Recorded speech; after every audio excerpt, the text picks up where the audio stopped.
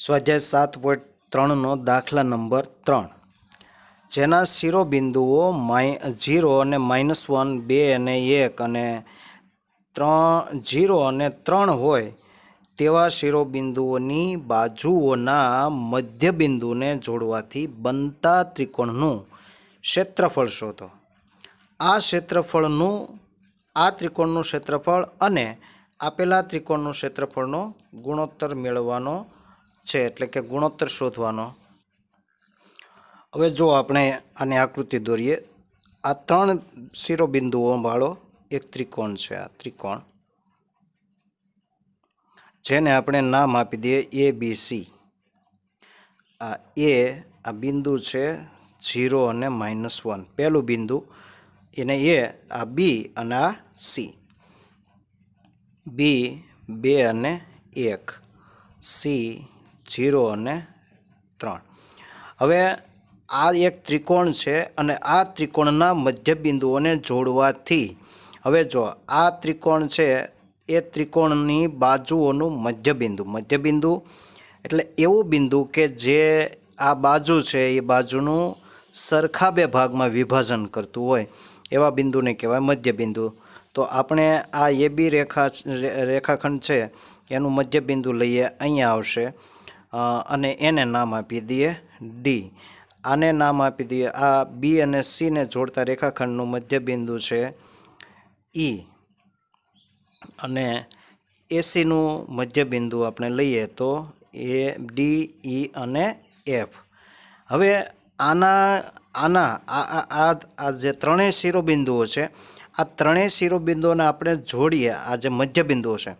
હવે આ જે ત્રણેય મધ્યબિંદુઓ છે, હવે જુઓ, આ જે ત્રણેય બાજુઓના જે મધ્યબિંદુઓ આવ્યા, આ ત્રણેય મધ્યબિંદુઓને આપણે જોડીએ તો એક અંદર પણ ત્રિકોણ થશે ને આવા ટોટલ 4 ત્રિકોણ થઈ જશે. જુઓ, 1, 2, 3 ને 4, ચારે 4 સમાન ત્રિકોણોની રચના થઈ. ખાલી બાજુઓના મધ્યબિંદુઓને જોડવાથી આવી રીતના ત્રિકોણ બને છે.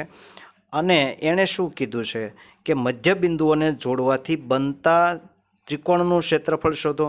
આ મધ્યબિંદુઓને ત્રણેયને જોડ્યા અને એને જોડવાથી આ બનતો જે ત્રિકોણ છે આનું પણ આનું ક્ષેત્રફળ શોધો.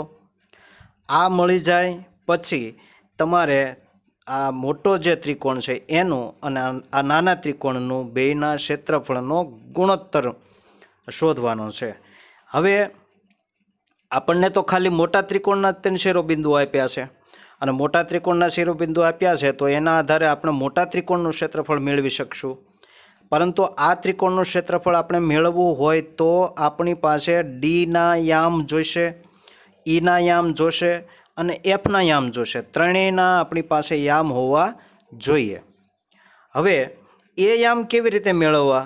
તો આપણને ABનું મધ્યબિંદુ D છે, BCનું મધ્યબિંદુ E છે અને ACનું મધ્યબિંદુ F છે. મધ્યબિંદુના સૂત્રનો ઉપયોગ કરશો એટલે આપણને D, E અને F બિંદુના યામ મળી જશે. પહેલું કામ આપણે અહીંયા એ કરીએ કે બિંદુઓ આપણે લખી લઈએ. બિંદુઓ A આપણને આપ્યા છે 0 અને -1, B 2 અને 1 અને C 3, 0 અને 3. હવે આ x1 બરાબર 0, y1 બરાબર -1, x2 બરાબર 2 અને y2 બરાબર 1, x3 બરાબર 0 અને y3 બરાબર 3. હવે આના આધારે પહેલાં આપણે મોટા ત્રિકોણનું ક્ષેત્રફળ મેળવી લઈએ. એટલે ત્રિકોણ ABCનું ક્ષેત્રફળ અથવા તો આમ નામ લખીએ, ત્રિકોણ ABCનું ક્ષેત્રફળ બરાબર 1/2 x1 કૌંસમાં y2 minus y3 plus x2 y3 minus y1 અને x3 y3 y1 minus y2. આ આપણું સૂત્ર છે. હવે કિંમત આમાં મૂકી દઈએ. 1/2 x1 0 કૌંસમાં y2 ને y3 એટલે 1 માઇનસ 3 પ્લસ x2 એટલે આ x2 2 y3 3 અને માઇનસ y1 પાછું માઇનસ છે એટલે કૌંસ કરીને -1 અને અહીંયા છગડીયો કૌંસ કરી નાખીએ વત્તા x3 એટલે 0 y1 -1 છે આગળ હોય ત્યારે આપણે છગડીયા કૌંસની જરૂર રહેતી નથી અને y2 એટલે 1 -1 હવે કૌંસ પૂરો 1/2 0 સાથેનો કંઈ પણ ગુણાકાર હોય આ 3 માંથી 1 જાય એટલે 2 વધે -2 વધે એટલે -2 વત્તા 2 અહીંયા કૌંસ ખોલી નાખો 3 -+1 અને અહીંયા 0 અને બંનેનો સરવાળો -2 થાય હવે અહીંયા 0 થશે ને અહીંયા 0 થશે બે જગ્યાએ 0 મૂકી દઈએ એટલે અહીંયા 0 વત્તા 2 3 ને 1 4 થશે ગુણ્યા 4 અને અહીંયા 0 સાથેનો કોઈ પણનો ગુણાકાર 0 થાય હવે 1/2 4 દૂને 8 આવ્યા તો હવે છેદ ઉડાડો 2 ચોક 8 સોરી લખવામાં આવી રીતે લખાય નહીં 1/2 ગુણ્યા 4 દુ 8 2 ચોક 8 એટલે 4 એકમ સ્ક્વેર આવ્યું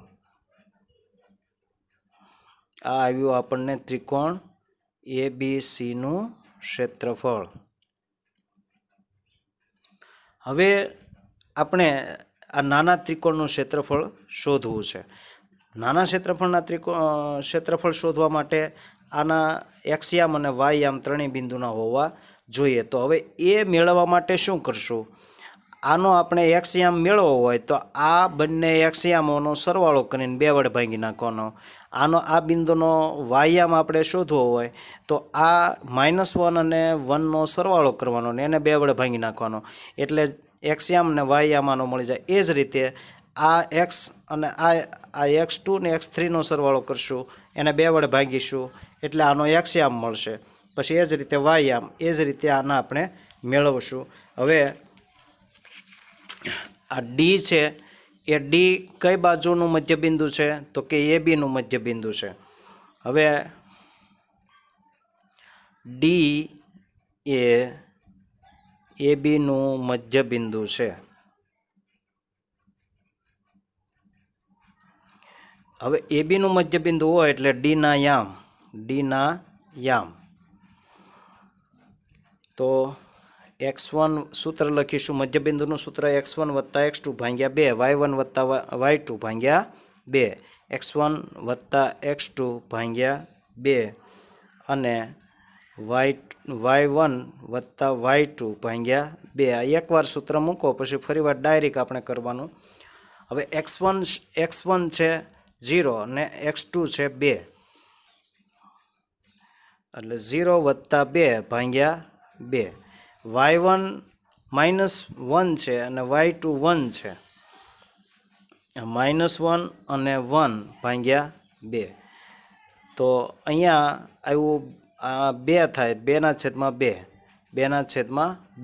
અને કોમા આ માઇનસ ને આ પ્લસ એટલે 0 થઈ જાય 1 માંથી 1 જાય એટલે 0 0/2 એટલે 0 જ થાય અને અહીંયા 2 એકા 2 એકા 2 છેદ ઉડી ગયા એટલે 1 આવ્યો તો અહીંયા 1 અને 0 આવ્યું આ D બિંદુના યામ આવ્યું D ના યામ હવે એ જ રીતે આ D ના યામ કેટલા આવ્યા તો કે 1 અને 0 આવ્યા હવે B અને C નું મધ્યબિંદુ E છે હવે E ના યામ આપણે મેળવીએ તો E એ કોનું મધ્યબિંદુ છે BC નું મધ્યબિંદુ છે BC નું મધ્યબિંદુ છે ફરીવાર પાછું E ના યામ હવે E ના યામ માટે આપણે આ બેનો સરવાળો કરશું. આ બે બાજુઓનો મધ્યબિંદુ આ ઈ છે અને એના યામ જ્યારે આપણે મેળવવાના હોય ત્યારે એના x યામનો સરવાળો ભાગ્યા 2, એના વાયામનો સરવાળો ભાગ્યા 2. એટલે પહેલાં આપણે શું કરશું? 2 વત્તા 0 ભાગ્યા 2, બરાબર? 2 વત્તા 0 ભાગ્યા 2. અને હવે વાયામ માટે 1 વત્તા 3 ભાગ્યા 2. 1 વત્તા 3 ભાગ્યા 2. 1 વત્તા 3 ભાગ્યા 2. હવે અહીંયા 2 ભાગ્યા 2 થાય, 2/2. અહીંયા 3 ને 1 4/2. તો અહીંયા 2 એકા 2 એટલે 1, અને અહીંયા 2 દુ 4 એટલે 2 આવ્યા. તો આ આવ્યા બિંદુ ઈના યામ. હવે આ બિંદુ ઈના યામ આ રીતે આવ્યા. હવે આપણે ત્રીજું જે બિંદુ છે, ત્રીજું બિંદુ એટલે એસીનું મધ્ય બિંદુ એફ છે. એટલે એફ છે એ એસીનું મધ્ય બિંદુ છે.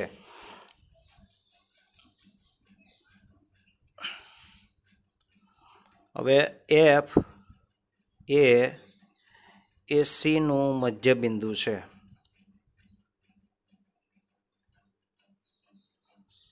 તેથી એફના યામ બરાબર શું કરીશું? એફ એટલે આ બે બિંદુઓની વચ્ચે છે. એટલે આનો એક્સ યામ ને આનો એક્સ યામનો સરવાળો ભાગ્યા 2. એટલે 0 વત્તા 0 ભાગ્યા 2. 0 વત્તા 0 ભાગ્યા 2. 0 વત્તા 0 ભાગ્યા 2, કોમા. હવે વાયામ લેશું તો -1 અને 3 એ બેનો સરવાળો. -1 વત્તા 3/2. તો અહીંયા 0 જ થઈ જવાનો છે. અને અહીંયા શું થશે? 3માંથી 2 જાય, 3માંથી 1 જાય એટલે 2 વધે. 2 ભાગ્યા 2 એટલે 1 થાય.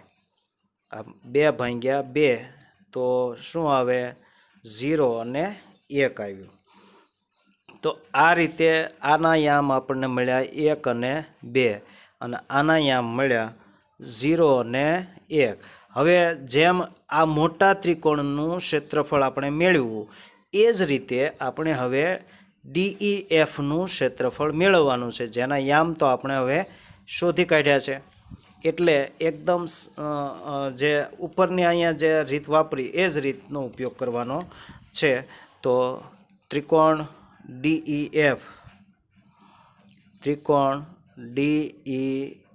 DEFનું ક્ષેત્રફળ બરાબર 1/2 x1 કૌંસમાં y2 માઇનસ y3 બીજા કૌંસ વત્તા x2 y3 માઇનસ y1 અને વત્તા x3 y1 માઇનસ y2,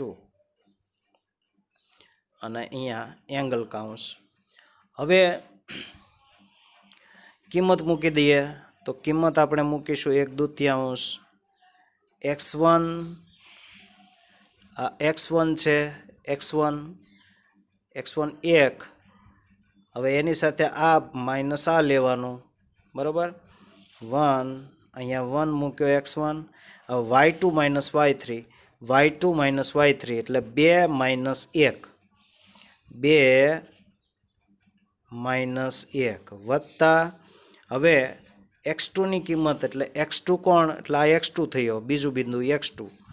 આ બધું x1 y1, આ x2 y2, એમાં આ x2 લઈએ, આ x2 1 એટલે આ 1.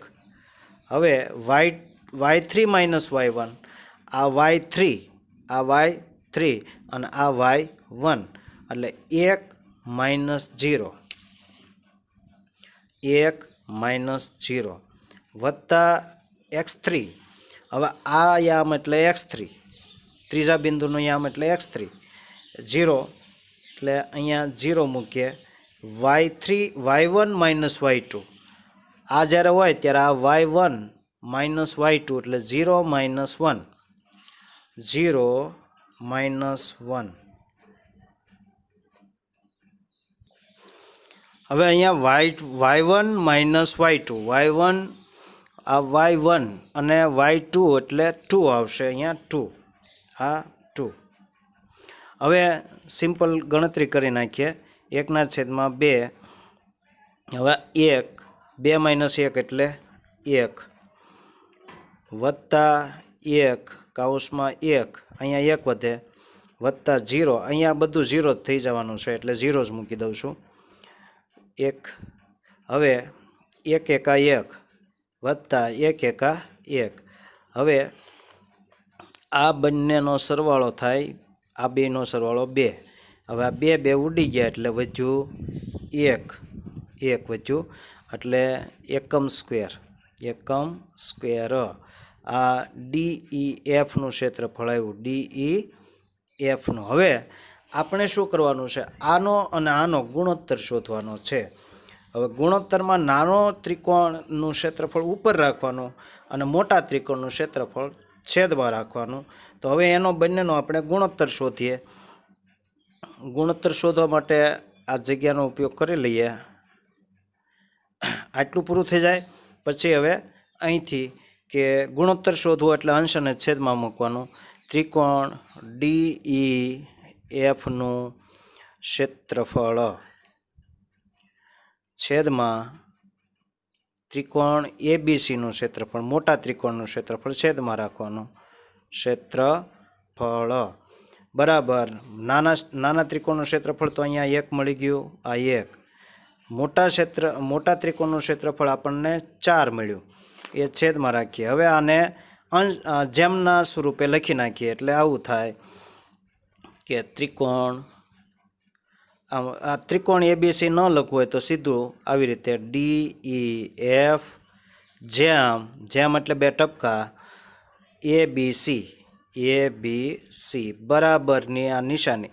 1 જેમ અહીંયા છેદમાં હોય એ જેમ પછી લખવાનું, 1/4. તો આ રીતે આ બંને ત્રિકોણોનો ગુણોત્તર આપણે મેળવી શકીએ.